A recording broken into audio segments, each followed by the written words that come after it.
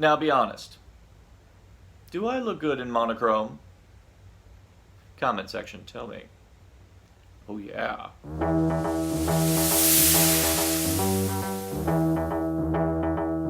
Continuing on with my autobiography of my upbringing as a Doctor Who fan, I decided, well, things are getting a little muddled at this point, but the one thing I do actually remember are the first videos I bought of each of the Doctors, and since I already started with the demons, I might as well jump back and start in chronological order of each of the Doctors. Doctor Who was already having something of an impact on my life because Paul McGann's performance as the Doctor was so good, and I was really enjoying Jon Pertwee and seeing how the same character could be played from two completely different actors with two different perspectives.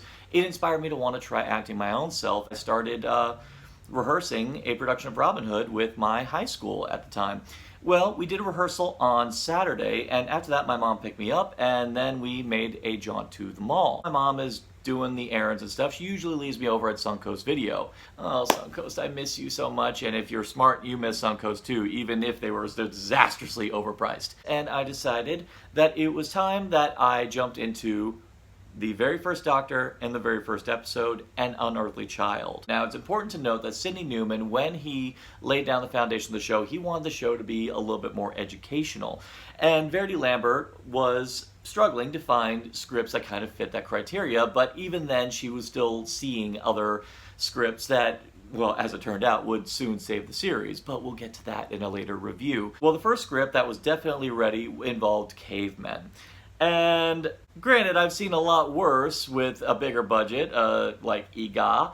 I'm definitely going to say this is one of those times where I think they may have bit off more than they could chew when it comes to production and even to an extent the writing. But for all the faults of the latter portion of this story, the true success of An Unearthly Child lies in the very first episode. Now, it's like I said when I did the TV movie review, the problem with that TV movie and why it didn't really grab people is that it threw people in the deep end, and that's a pretty deep end with some undercurrents, and a lot of people got confused by it. But when they did the premiere of Rose, they actually did the wise move, and they followed the narrative structure of the very first episode, An Unearthly Child. And by that, I mean that instead of throwing us in the deep end, introducing us to the Doctor, introducing us to the Tardis, they decide to kick off the episode through the point of view of people who are in the same boat as us. In this case, those two characters, Ian Chesterton and Barbara Wright. The story begins at Coal Hill School when we have a science teacher and a history teacher, and both of them are frustrated, but yet at the same time intrigued by their student, Susan Foreman, who, well, as it turns out, has this genius-level intellect. Though for all of her genius, she's also socially inept when it comes to the everyday stuff that you run into in British society in 1963. Even to the point where she doesn't even realize that they're not on the decimal system yet. Their intrigue about the student is so abundant, they decide to follow her home one night. Well, following her home, they expect to find her doing teenager things, but instead they find her going into a junkyard, 76 Totters Lane. But when they go in, all they find is a bunch of junk, a police box, and later on they find this, well, absolutely irritating, very stubborn, but also a little naughty old man. And he's not particularly receptive to these two teachers who bust their way in looking for a schoolgirl, and in turn want to bust into this police box to try to find out. Well, bust in they do, because when they do, wow!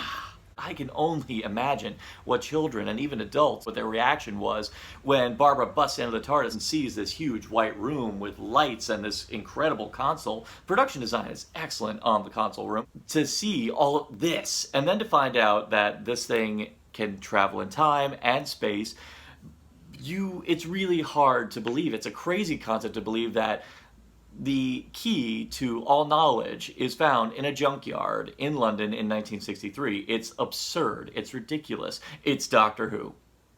It perfectly encapsulates the mystery, the intrigue, and the absurdity that we love about Doctor Who. The situation is so ridiculous that there's no way this could be true, but lo and behold, the Doctor, in a fit of stubbornness, turns on the TARDIS and whisks them all away to points unknown, and it all lands in this excellent cliffhanger. The first cliffhanger is probably one of the show's best cliffhangers, where this barren, seemingly hostile landscape, and then there's a police box in the midst of all that. you don't know where you are. You don't know where these characters wound up. And then to make matters worse, this menacing shadow looms towards the TARDIS. While the first episode is a masterpiece, and if I ever was to do a list of my favorite first episodes for TV series, this is probably going to be my number one, so spoilers, sorry. The rest of the episode, on the other hand, that's a different story. They wanted historicals, and I guess if you're going to start at the beginning of anything, you might as well start at the beginning, at the Stone Age. I see the rationale. I suppose where it falls flat is the execution. I'd say the first real problem here is that the characters, well, they're cavemen. They're not exactly going to have depth. Everything they say is going to be on the surface. And there's a sort of stretch of credibility because of the way these cavemen are written. You're like going, I don't know if cavemen have any instincts beyond just, eat meat, kill game, and survive. Anything beyond that. I mean, they try to keep it as simple as possible. But at the same time, though, the way a lot of these characters articulate, it kind of stretches the credibility. Even with everything we have now with telepathic circuits, translating everything, it's still hilarious to see cavemen having, full-blown articulate conversations. When commonly, when you look at works like Quest for Fire, hell, even crap like Clan of the Cave Bear, they have the characters commenting more through body language and all that stuff. It seems like they were working in their comfort zone in order to sell the narrative to little kids. It just seemed a little strange. I mean, the story is okay. I mean, it's about cavemen trying to find fire, and they capture the Doctor, Ian and Barbara in there and expect them to make fire for them, and they don't have matches, so they gotta do it the old-fashioned way. And I will say, when you see Ian make the fire, I was going, like to give that a go, see if that might actually work. Just not in the house. Safety.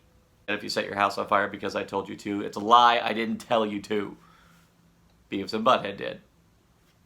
So the episode does kind of go back and forth a lot. And by that I mean, they go into this cave to try and save the Doctor who gets kidnapped, but then they get imprisoned, but then they get out and try to get back to the TARDIS, only they get captured again to go back to the cave where they're forced to make the fire. And it's just kind of hilarious that the story just kind of ping-pongs you back and forth just to get to the inevitable conclusion. And it leaves you to wonder why Ian didn't just say, okay, I'll make the fire, I know how to do it, and then make it, and then they just be gone.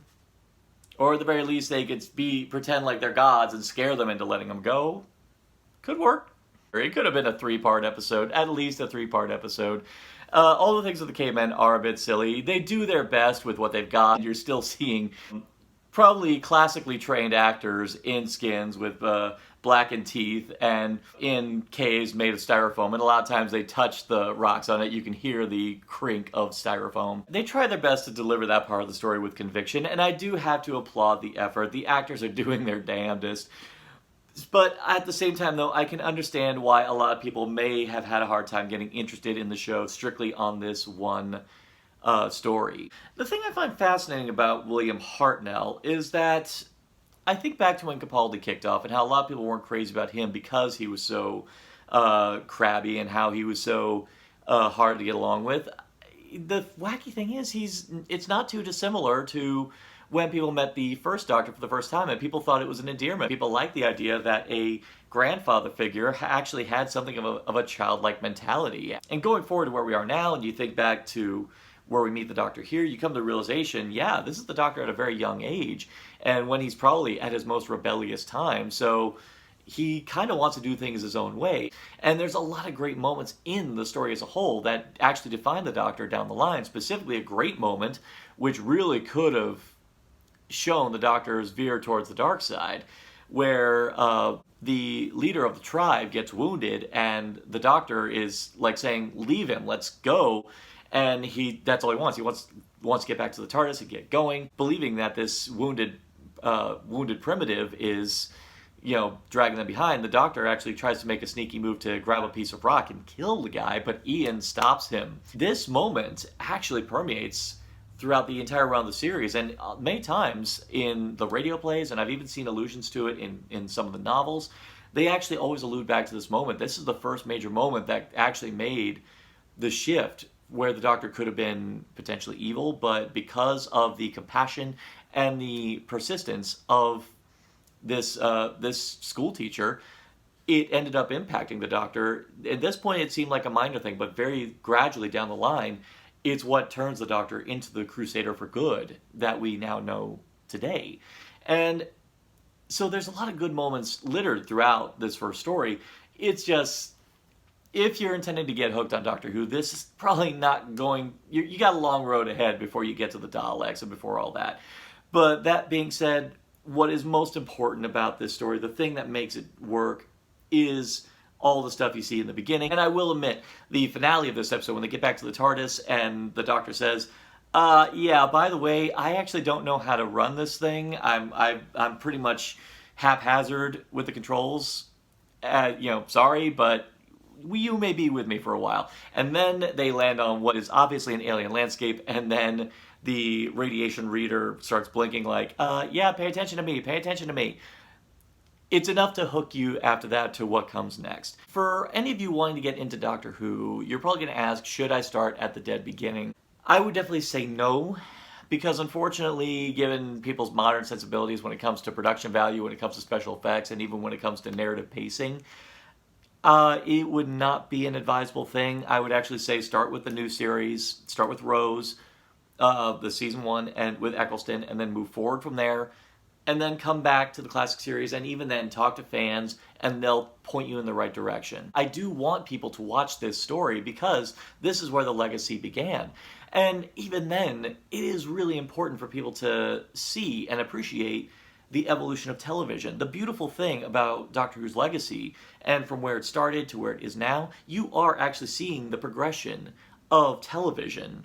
And as far as its technology, and as far as the way the shows are made, you're pretty much seeing it in the way Doctor Who was made. And it is important to go back to An Unearthly Child and see the very simple beginnings, and then you look at where they are now. Even in the last season that aired with Jodie Whittaker, the scale of the show has grown so exponentially that you just can't help be awed that this whole thing started, and I quote, as a curiosity in a junkyard.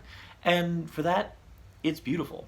I'd say if you're going to watch it at the right time, when you feel you're ready to watch it. But until then, I'd say start with the new series. Do you agree? Do you disagree? Do you think that anyone starting to watch Doctor Who should start here? Or do you definitely think that it's important to start with the new series? Leave it in the comments below. And for more addictive content than Narcotic Astral, simply like, share, subscribe, click. Thou shalt be served. Before I leave you, I just want to get you up to speed on a couple things that are going to pop up in the month of October. Of course, like we did last year, we're going to have more rare delicacies coming up with some familiar faces and some new faces, bringing you the latest in some of the more obscure fare to enrich your Halloween experience. And then, of course, we're going to have one, maybe even 2 episodes of the Cinema Schlock Society coming up as well, including our Halloween Day Spectacular. And then in November, it's Double November all over again. This time we're tackling the gadgets. But there's one other thing I wanted to point out. This is our 250th video on Narcotic Casserole. Yeah, I've been doing this for a while, and it doesn't seem like it. It seems like only maybe 2-3 years ago that I started doing videos on this channel. But yeah, here we are now. Viewership is, it fluctuates. I mean, sometimes something I do ends up getting a good response, sometimes like not so much. But sometimes I do this stuff just because I want to, really. But every now and then it does delight me to no end when something like, say, a Serbian film gets like 5,000 hits, which of all things, go figure. But even then, I still appreciate for the people who do take the time to tune in, but I would definitely appreciate it more if you tell your friends about the stuff, especially if you love what I do. It's not easy to take the time to sit down, come up with new material, write scripts, and even organize time with my friends and associates to take the time to sit down to film this stuff, and also find the time to edit it, and also to even get it uploaded. Even uploading takes a while. So I definitely hope that you keep that in mind when you watch my stuff, and hopefully you can appreciate all the work that goes into making this. So definitely, from the bottom of my heart, thank you very much. And I'll keep it coming so long as you keep coming. Don't read that any other way than what is written on paper. Oh, grow up.